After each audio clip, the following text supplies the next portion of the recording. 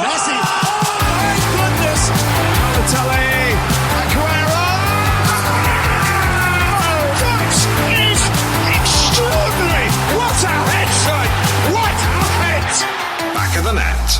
Hello and welcome to the Not a Pundit podcast. My name is Killian Ginnity and I'm delighted to be joined as ever by the crustaceous Conor Glennon and the not that bad Nathan Byrne. How you doing, gentlemen? Crustaceous, really. I'm good, mate. I'm good. Decent week in fantasy football for once. You know, death taxes and Erling Haaland scoring, so that kind of rescued my fantasy. How you doing, Nate? Yeah, I'm not doing too bad, as Killian would say, but standard week of football, I'd say, bar the Newcastle lost, the United draw, and then the fiery North London derby. But yeah, all good for me. How are you getting? I'm good. Like literally just as we are coming on, Aaron Connolly has just signed for Sunderland. So despite our hopes that he might go to Hamilton, that didn't work out. But delighted to see him on the wear side. I think it's a great move for you guys, to be honest. Just before we hopped on, we were talking about, I suppose, potentially what his wage structure will be, and I think it fits nicely in your system. It's probably highly incentive based, and if he's got a point to prove, it could be great. I don't expect him to stay long if it does work out, but worth a punt. I think this is his Troy Parrott, Izzy Alkmaar, Excelsior. Chance, is it though? Yeah. Is he going to get much game time?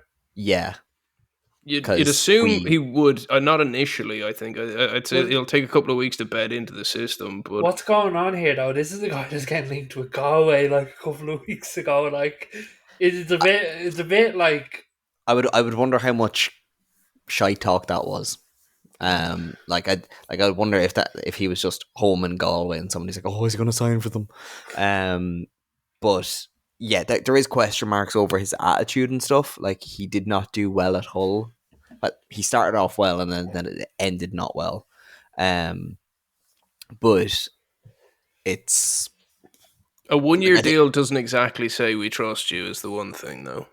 No, but again, it's incentive based. Like, everything in Sunderland is about proving your worth, and like our coach is very good at taking players under his wing.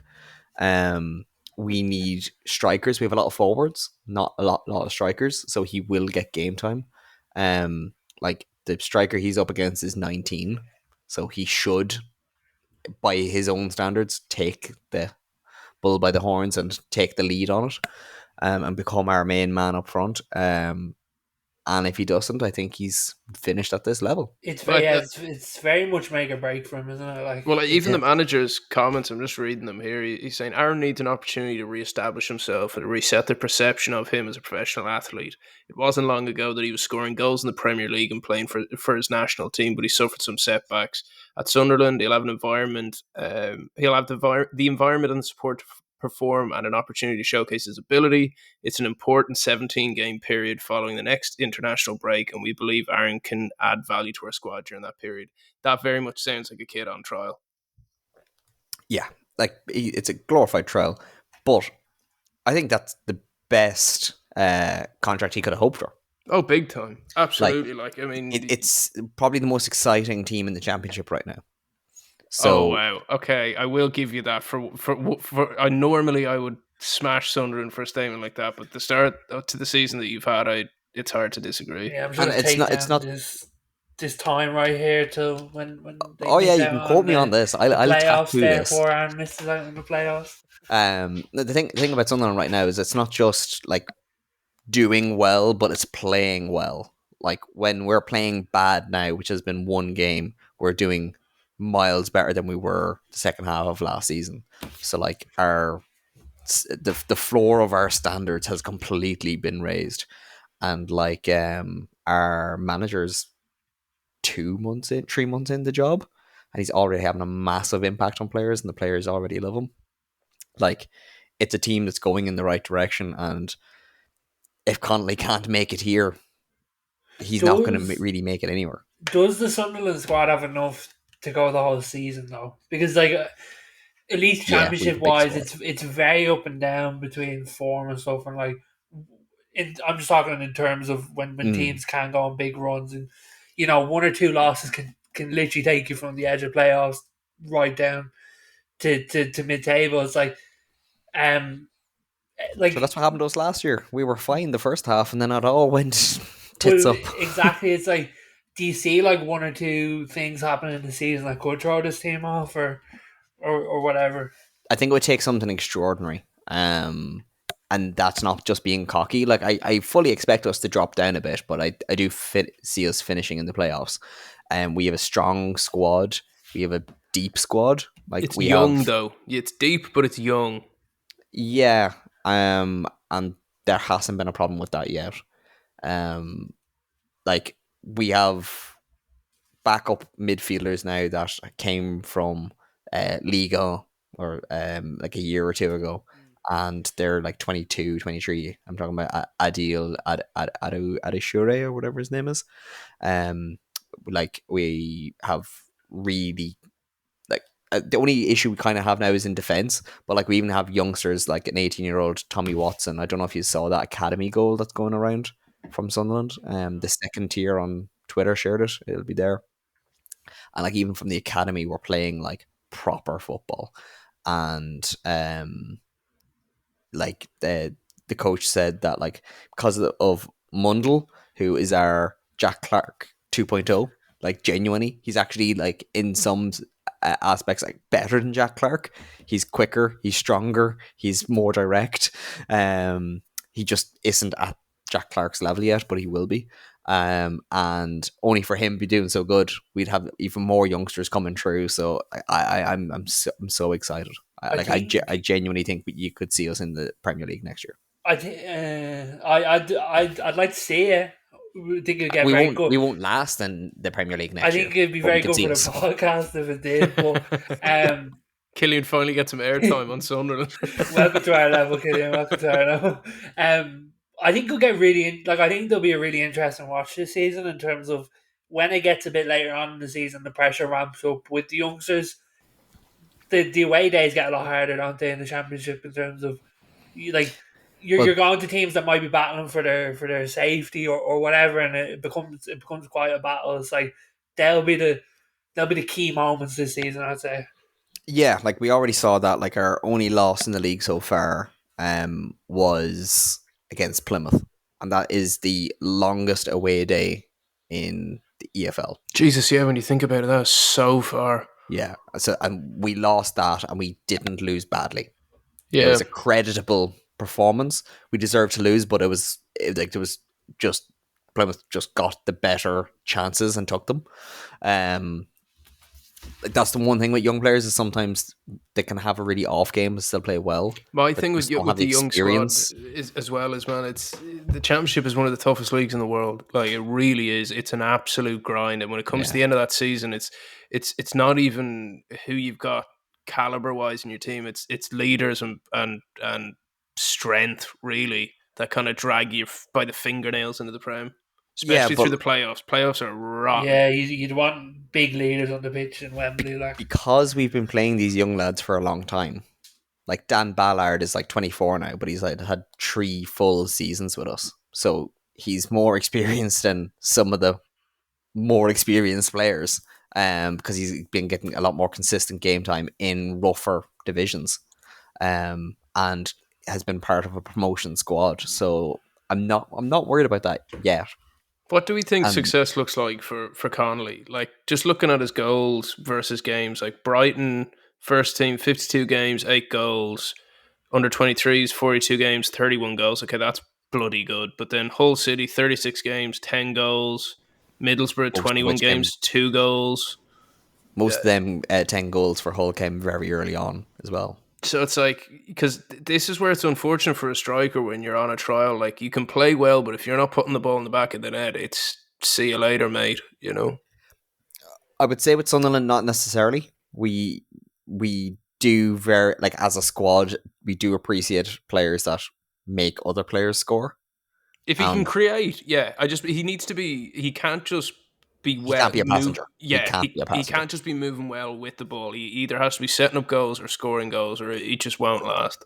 And the only thing for him as well, though, is we have a personality-wise a good squad, and we have a lot of players that are capable of being in the right position. So even if he isn't scoring, that there'll always be somebody there for a rebound and stuff. Like, this is the best opportunity he could hope for. I think a big thing for him personally as well is like build back a bit of the hype.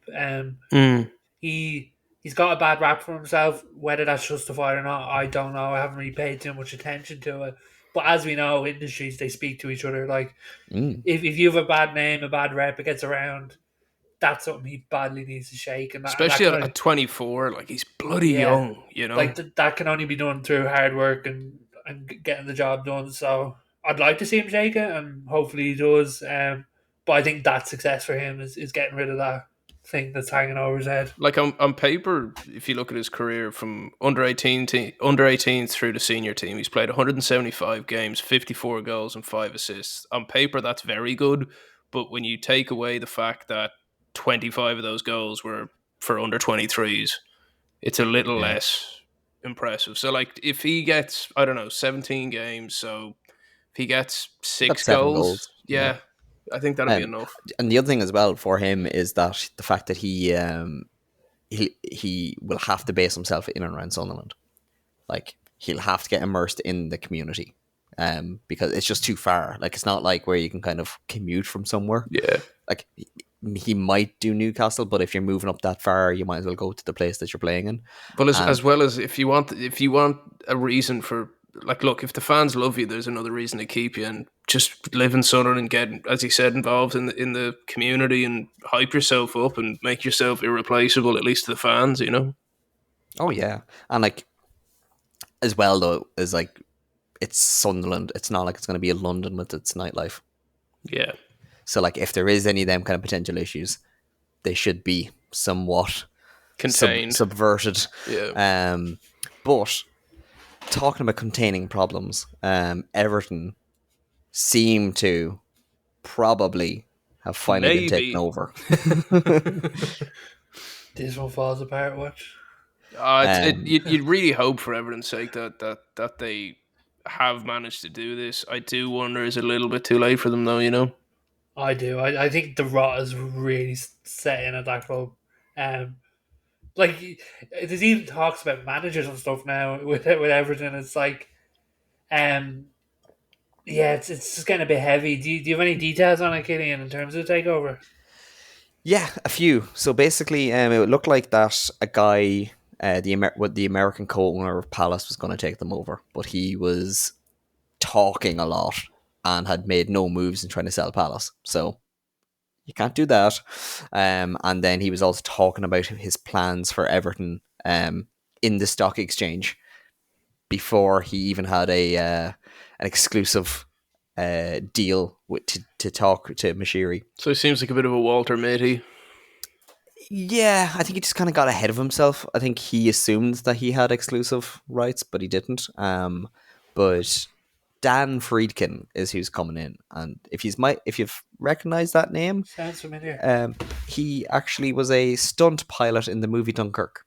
He's a Stop. Really? movie. Yeah, he won an award for it. He is a film producer, and he is the owner of Roma. Okay. That's where he is known from. Yeah. Yeah. I knew the I name. heard that. Yeah. So Majority owner or? Yeah, like sole owner basically. Okay. I think it's him and his brother. But the details with this though is that he is going to be giving them a cash injection. So basically, Mashiri looks to be coming out of this with about 20 million net.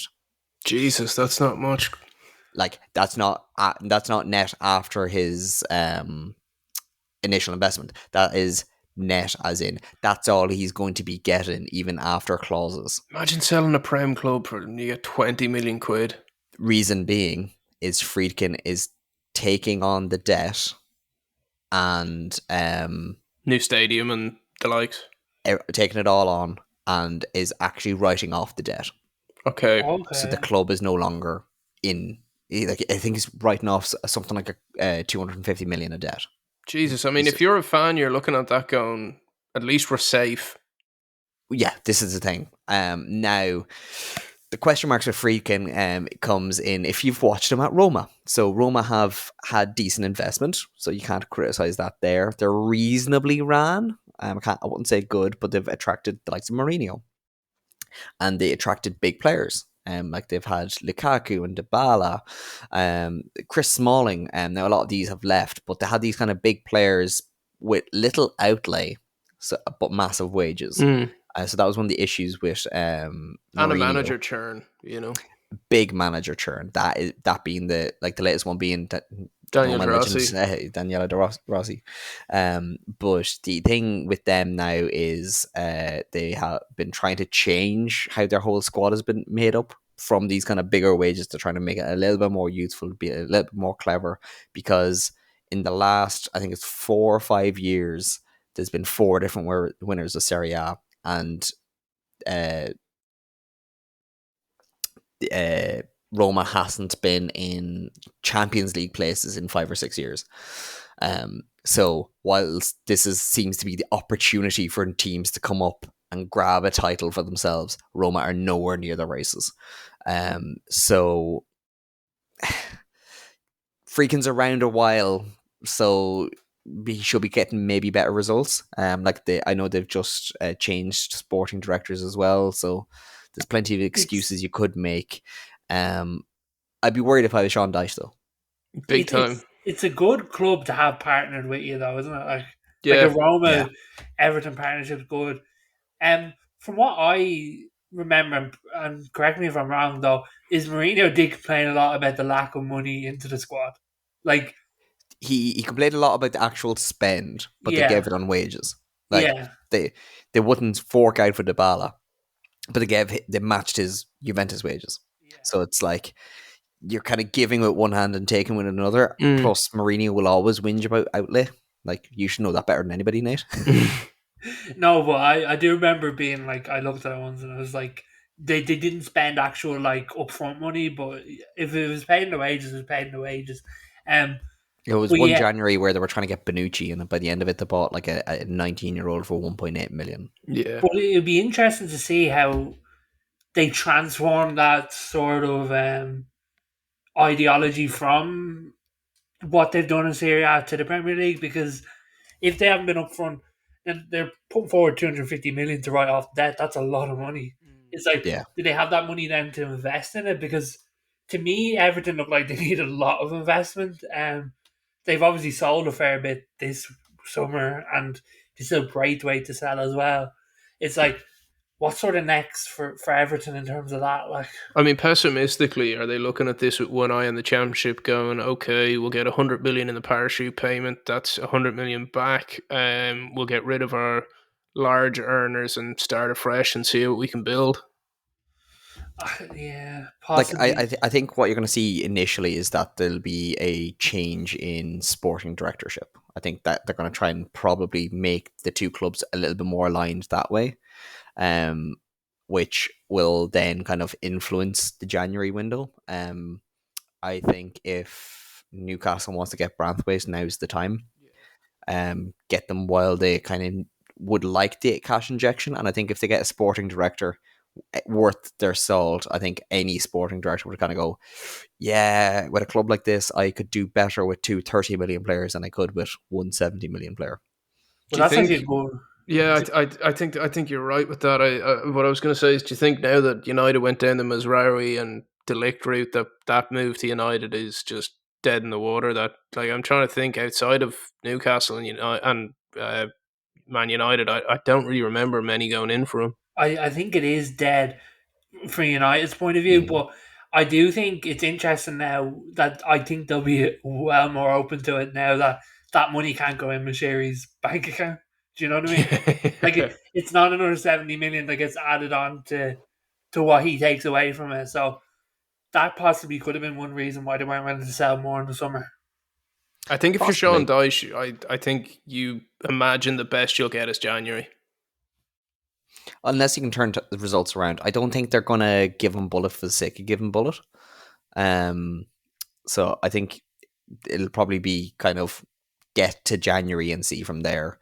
I think Regards to Branthwaite, I think you will see a lot more interest when you see the club actually willing to sell. Yeah. Yeah. Because I think one of the issues with that deal was that they wanted a lot, if not all of it, up front.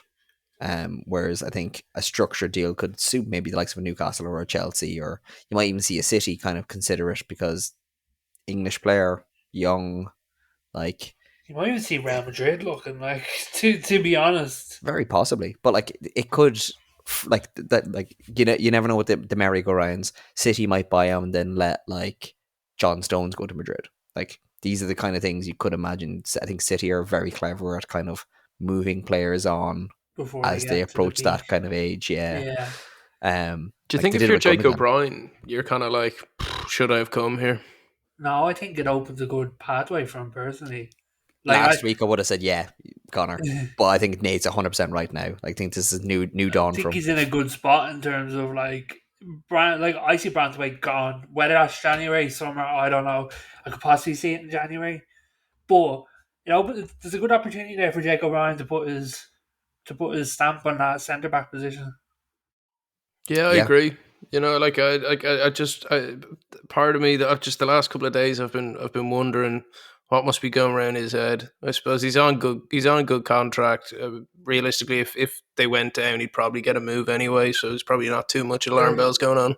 The one thing with Everton though is their squad is so bad past the top one or two players. That's razor thin. Like it's really bad. Like I'm worried about the investment they're gonna have to make to get even remotely up the table. Like Because they don't even have massive amount of players that they can flog to regain the money. You know, they've got, like you said, they've got a handful, but you know, Coleman, you're not getting any money for him. He's hanging on by a thread injury wise. Jake O'Brien's just there. As you said, Branthwaite's kind of your only cash cow, really. which you might see yeah, happen though is like when Udinese took over, or the Pozzi family took over Watford. You might see some loans between the two of them, Yeah, even yeah. just to tide them over to the end of the season. Like Roma have a decent squad and a decent enough squad that they could afford to send one or two away. I also think the one thing with the Roma connection that you have to remember is they'll have a knowledge of the players of the Everton kind of, I suppose, lower end of the league players in Italy that they could pinch from other teams on loan. Yeah. Plus, there's always that like co-ownership thing that's hung over Italy. So there's always interesting relationships between clubs, whether or not it's above board anymore or not. But it's still there. So like, it'll be interesting. It's going to be very interesting when they have the new stadium in Stanley Park. Like we've seen with Tottenham. Tottenham were able to step up. Like it was became a big cash earner. Or will they be like an Arsenal with the Emirates and spend 10 years Yeah. penny pinching to kind of pay it off? I I don't know because they're like the difference is Tottenham had the NFL to back up to fall back on for that money. Does Everton open it up for gigs? I mean, they'll have I to think do they something. have to Yeah. like Yeah. if you're building a new stadium in 2024, it sort of needs to be multi-purpose, doesn't it? Otherwise, with stuff that's going on in the world and whatever, is it even economically viable to do it? Like, But I think even if they look, then Tottenham have that NFL contract locked down for I think another at least 3 years. I think one avenue they could go down in that world is kind of like what the Aviva did with college football. Yeah, possibly. I just don't know if there's enough. I think the difference with like the Aviva and say like with the London Stadium or whatever, Tottenham Stadium, that like they're the big cities. I don't know if Americans know that Liverpool exists Yeah, fair. or how yeah, to get there. they could be in a It's not a bad direct flight. they could be in a bad situation in terms of like Tottenham got the last sort of inrush of events and stuff in their new stadium, and then who knows, 4 or 5 years down the line, there could be a brand new Manchester United stadium, and then it's like they're stuck in the middle, sort of. I suppose Actually, there's other sports they could get boxing. maybe. Actually, Nate, on that, I saw a thing going around on social about the potential new Old Trafford. Is there any truth to this bouncy castle looking thing? I see. I don't think it like. I think that's just like Is a it paper talk? placeholder. Yeah, like I think it is paper talk. Like it's I don't think it's going to be like that. Let's just say that. I think what they're trying to do smartly is they go that the stadium's not going to be publicly funded, but they want the things around it to be. So like Okay. they're sort of playing the long game in terms of building the infrastructure in that part of Manchester up a lot. So when you say the other things, do you mean like parking, road infrastructure and stuff, Yeah, so that it kind of public comes across that transport. like they're improving the community and they're paying for Yeah, the So stadium what themselves? City are doing, but just City pay for all of it instead yeah. of this way round. They want the council to pay or private equity to pay for the surrounds, and they'll pay for the stadium. Where yeah, that's sort of the deal that is. It looks like it's being proposed is It's not terrible. Where United go, lads, we'll pay for the stadium. It's going to bring a lot of money and a lot of jobs, and events and stuff like that. And you guys take care of the infrastructure. To me, that seems like a fair deal. Yeah, I mean, like we've seen it in the NFL. Like I know a lot of the teams have tried to create, casinos and hotels and also and restaurants all around, but it's starting to happen now that a lot of the clubs can't afford to do that, even though they all have billionaire owners or probably just don't want the cash injection to do it. So they're getting private equity to run the surrounds. I mean, it's workable. I mean, as long as the stadium's functional. And I mean, what's your feelings on a new stadium versus doing up Old Trafford? Like, I know there's probably too much damage done Oh, to the stadium to redo it, but for me, I hate to see clubs moving stadiums or. I'm so split on this, Like, I'm genuinely 50-50 whether I want it or not. Um, And what's the pros and cons? Pros is a better experience. Better experience, better. If it'll feel like a fresh start. Um, more things to do around it, and it becomes more of a like if you're going to see United, it becomes more of a day rather than just a game. Yeah. Um, it appeals to more players, probably brings in more revenue, stuff like that. That's In all terms in pros. terms in terms of location, before we hit into the cons, how far away from the original stadium are they thinking, or have they said? It apparently it's just like land that the club owns just down the road, basically. Oh, then that's much of a It's muchness, it's really. it's based in a car park, basically. But the cons to it for me personally is um like that's Old Trafford, you know what I mean? Like that's hundreds of years of the club. Um Well, it's one of the most iconic Memories. stadiums in world football. Like I've been myself to it numerous times, and even though it is a bit of a shithole, like it's still That shit you, hole, you know? you can feel the ghosts of football past walking around there. Like every player you can think of has played there. You know. But But not only that, you were there since the 20s, aren't you? 1920s. yeah, Like you're coming up to like the 100th anniversary.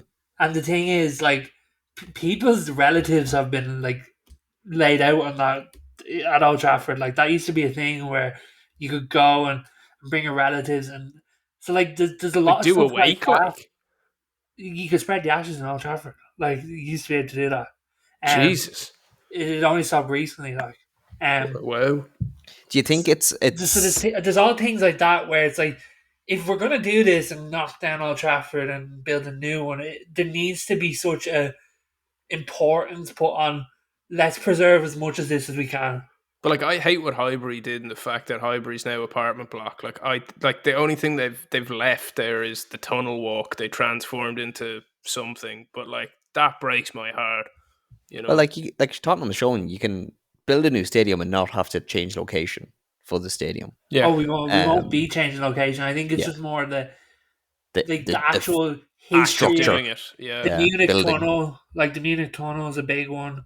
Um, just like the old tunnel at Old Trafford, just like stuff like that. That's sort of irreplaceable. And So you kind of do a little bit more like what Wembley did when they rebuilt it, kind of yeah, keeping in set like not sections, but like we're going to take this and we're going to make it part of the new build, and everyone will yeah. know it's there, and that's all that matters, rather than actually having to try and like Buy rebuild on fresh. top of But it. I Yeah. think Ineos need to be so careful with it because Yeah, I feel like the stadium is the one thing that if they get it wrong, it could be horribly wrong. Well, there's no Would coming back from that because that's a long lasting yeah? piece. Like that's if they build a new stadium, that'll last longer than Ineos. Put it that way. Well, they're Would surveying the you fans right now. would you take a smaller capacity for a better stadium? That sure makes no sense for them financially. Then No. Like Well, I'd you'd rather have just more. renovate Old You'd have Trafford, less fans that would be willing to pay more money because you'll get a better experience for it. but that would That's a drive up ticket prices, won't it? yeah. It's a bit American for me. Like, That Don't forget that we're talking about a Brexit here. That one of his first actions was to sack a load of local people. He's not necessarily a man of the people, and he is willing to make the ruthless decisions. I think he's looking at this going twofold. He looks at Spurs and, like you said, sees the commercial value to the stadium, the optics of having such a good stadium in kind of the talkability of world football, and I think he's just trying to cram in as many bums and seats as possible. And I think I think where they have a unique kind of opportunity with this is the bar is set so low at the current stadium. But They don't have to go full Tottenham, you know. no, but is it a little bit too little, too late when it comes to the extra stuff? When City have been building on this for the past the past decade, really. Yeah. Like, is it a little bit kind of the horse has bolted and now he's are reacting? I don't think so. Like, I think like the cool thing about it is we can now take what City have done and take inspiration from it in terms of we know how big that is. If we want to replicate it, we can. Um, to me, with Sir Jim, it's like, when he came in, he was like, "This is like a passion thing for me. It's like my legacy sort of thing, like that."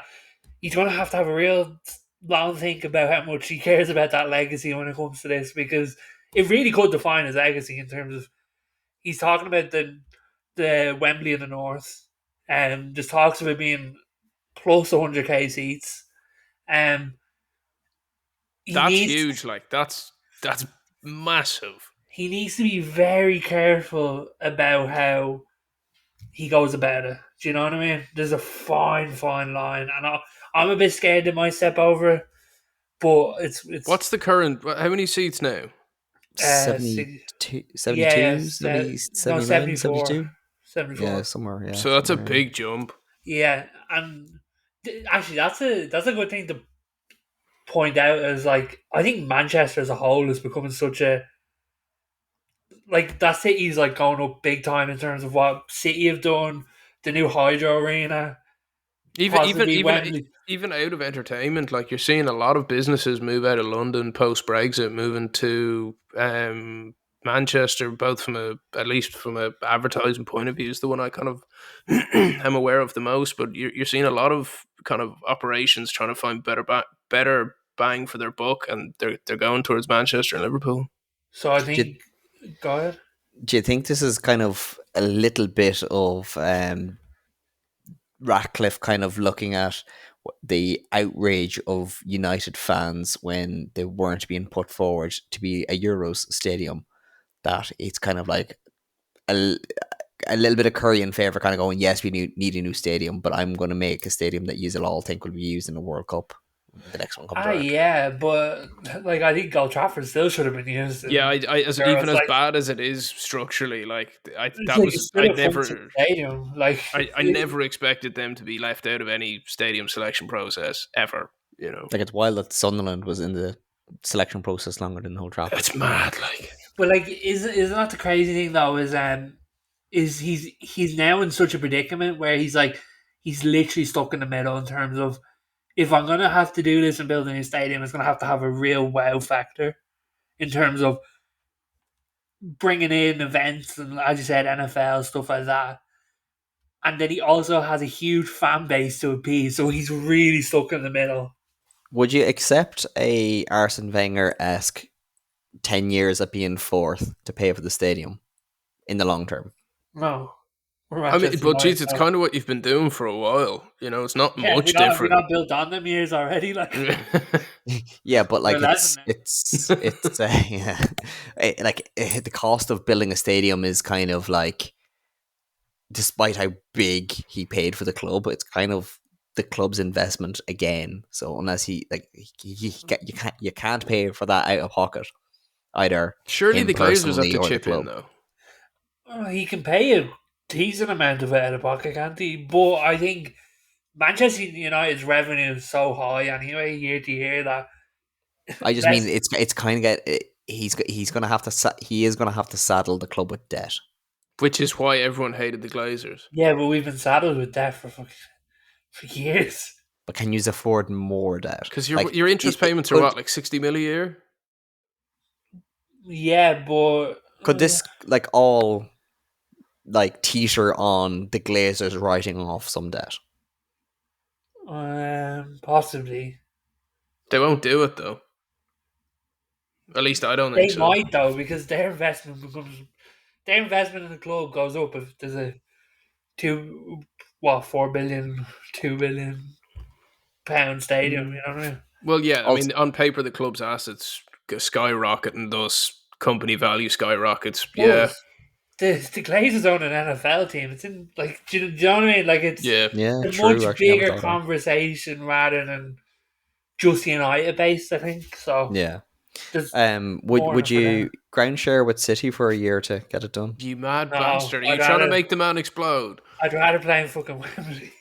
Yeah, what is the crack? So, like, obviously, that is one positive of moving to a new stadium is that you still get to play in the old one while they're building that. But if you're doing up the stadium, where would you be playing? Oh, Like, no.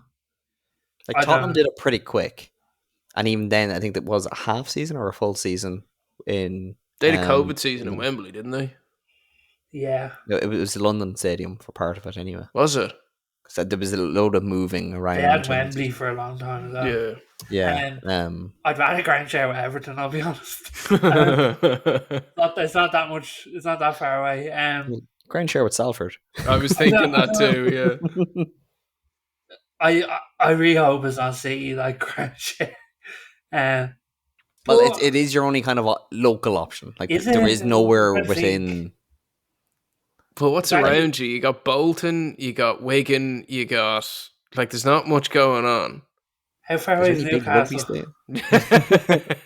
stadium. Well, our pitch is an absolute joke when you actually stand on it. Like it's on a slant that you wouldn't even believe. Like it is not flat. Like when you're on the wrong side of it, it is. I don't know how the FA allow it. It's like I'll get the measurements on it for the next pod. Like I think it's something like a 5-foot drop from one side to the other. Like it is massive. Actually, just on both pitches and Newcastle. Newcastle have apparently chipped in for AFC Wimbledon to repair their saw pitch that. after the flooding. Do you have any details on that? I think it was about 10 or 15 Yeah, grand. it's 15k, and it was a nice gesture. I think that club's been through an awful lot already. I mean, to be honest with you, I did think 15k was quite light. I think it's more of an optics job and a That's lunch for the Crown Prince, isn't it? I And think. in fairness, you need an optics job after the result of the weekend. Yeah, we got absolutely butchered. We need a positive news story, and when you see the damage that was done to that pitch, 15k ain't gonna go too far. But look, don't shoot a gift horse in the mouth, as they say. It was nice to do, but I think they could have gone a bit heavier, 50k maybe. I know, like in fairness, it's one of many. I think they're gonna very easily reach their goal. I think they've got 75k out of the 100k that they're looking to raise. Yeah. So like anything is good. Like I don't think Sunderland has contributed, so I'll give all credit. Yeah, like to I mean, you guys.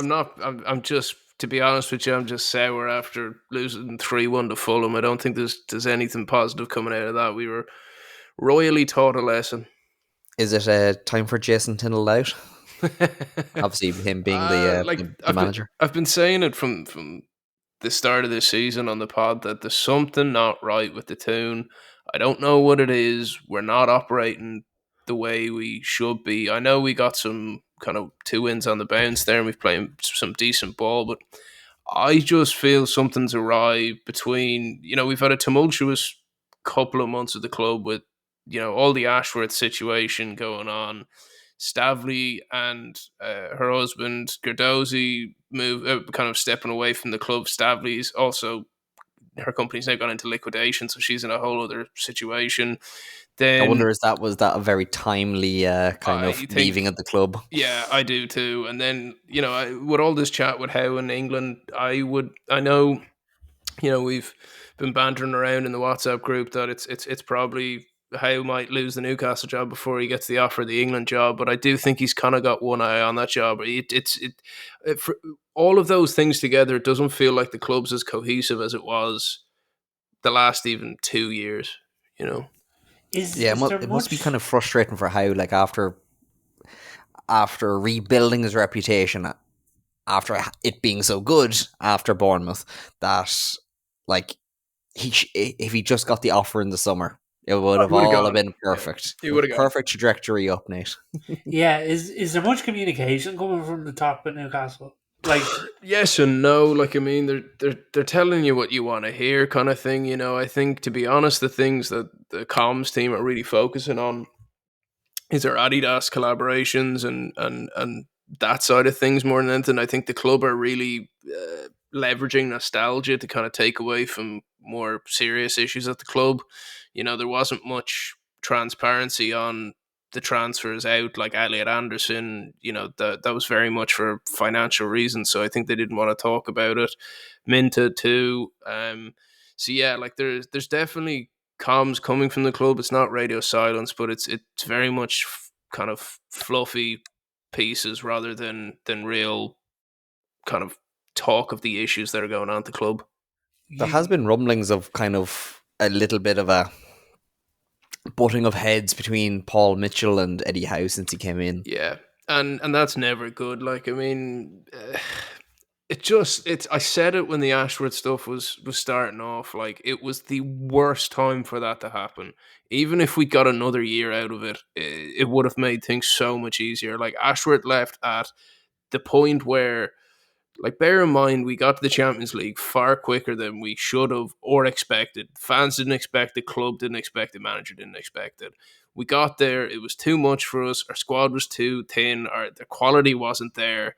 So we kind of had this expectation from the media and the fans of, we're a top 4 team. And we weren't anyway, but we definitely weren't if we didn't have Ashworth. Like, you were telling me he would have signed the players we signed in the summer. Please. it was all planned, mate. We were praying on your downfall. But And in fairness, like, Newcastle have to stand beside Mitchell now, though, Nate. Like, the whole point of a sporting director is that he's outlasts the coach. But is that the thing where they sort of panicked and went, "Oh, we'll take him"? I think it You know, was. do you know what I mean? Like, He's got a good resume, to be fair, but he does. Clubs were looking around for him. I know Spurs and us previously have been, but you wonder where they just like, we need someone in now. Let's get him. Jesus, if Spurs wanted him, we should be bloody worried. Christ.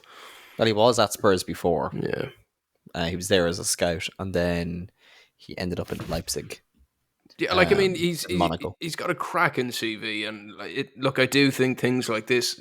On the flip side of what I've just said, he came into a situation that was, pretty precarious, so he's probably still finding his feet. So I think give him time. I don't see how going before the end of the season, but I do think if we're like, look, we're not going down by any means. I think I said at the start of the season, I'd imagine 9th, maybe or 8th we'll get, and whether that's enough for the board, I don't know. Just a quick question: when will Newcastle ever be able to splash the cash? See, this is the most frustrating thing about it. Like, for years we were trying to find €2 underneath the couch and pulling every favour we have. Then we get the richest owners in world football who definitely don't declare the real value that they have in the bank, and we can't spend it. Like, I'm not looking for Mbappe here, but like, give me someone better than Harvey Barnes, who has been playing well recently. I am aware, but like, he's Harvey Barnes.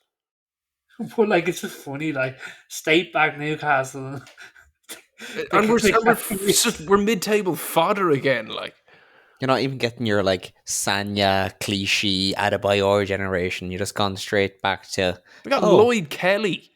But John will they Ruddy, ever, like. will they ever be able to spend money? Like, what's needed for that to be unlocked? But this is what I don't understand, because we had apparently 65 million to buy Gahey. That was the best offer we could form. We probably could have put another 10 million on top of that. As to why we didn't do that, I have no clue. But why did we have 70 million available to us? Do all the financial gymnastics of getting the players out for PSR reasons to just not do anything. It's baffling. See, I think where we all kind of underestimate is like it took City a good while to It took them at least 5 years to even make big moves. to like get in a position to be able to do that. But while they were doing that, they were selling sponsorships to themselves. They were building their corporate assets. They were doing that kind of slow build. And I'd say that's all that's wrong with Newcastle now is they have to incrementally and by the book grow their sponsorship. So having like the Champions League thing will probably for next year be better off where it's like, oh, well, we've had European football now for a couple of years and we're a bigger club now. So our sponsorship is now Well, it's like the Adidas the deal 100 is the prime million. example. Like we Yeah. wouldn't have got that had we not gone on that run. You know. Yeah, but wait until you're doing it with companies that are owned by your own owners. That's where you can get the real benefit where you can get, instead of it being 100 million, it'll be 160. Yeah. Can't And wait then for you have that that extra renewal 60. with Salah next year. Yeah. It's definitely not owned by the Saudi No, government. I think there's another shell company we've never heard of that might give us a better offer. Yeah, it'll be Alas or something. Just sell it back. Yeah. Sell it 2.0. Connor, do you think Howe makes it to the end of the year? I do. I really do. And to be honest, I mainly think that it is a case of the board don't want to be in a situation where they're scraping the barrel. As long as we're not in a position where the club's at risk of going down, I don't see a reason why they wouldn't stick with him and then reevaluate in the summer when there's plenty of managers on the market. And who knows? Like one thing I've learned with the managerial merry-go-round is you really never know who's going to come available at the right time. What do you think, Nate?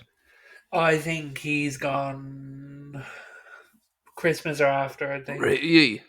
I think they're going I to try agree. and get a fancy name in. I think so. I think he'd be very lucky to make January. Who's the fan? What kind of caliber of fancy name? Because like my dreams go to Zizou, but that's never happening. He's never living in Newcastle. I think he can pull off a decent name, like a Nagelsmann or something. Like I Really? do, yeah. Jesus, I'd take that. Not that I want Howe gone. I really do like the guy, but I didn't think we'd be in the world of Nagelsmann. I think they're going to go the name route where they'll Like, help you get sponsorships, won't it? There is the likes of Xavi. See, all these names I think are too big because even to Like, get Xavi has something to prove now. he Don't does, forget. and to get managers like that though, you need to have serious sponsorship income. And yes, he'd bring that with him in some, or they would bring that with them in some part. But like the difference between Crucial. Newcastle and the likes of London clubs, or actually, let's just focus on the London clubs. It's like we're marketable to a point.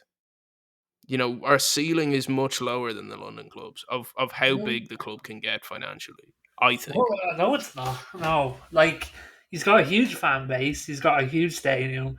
You've got one of the biggest countries in the world, or one of the most richest countries in the world, backing you.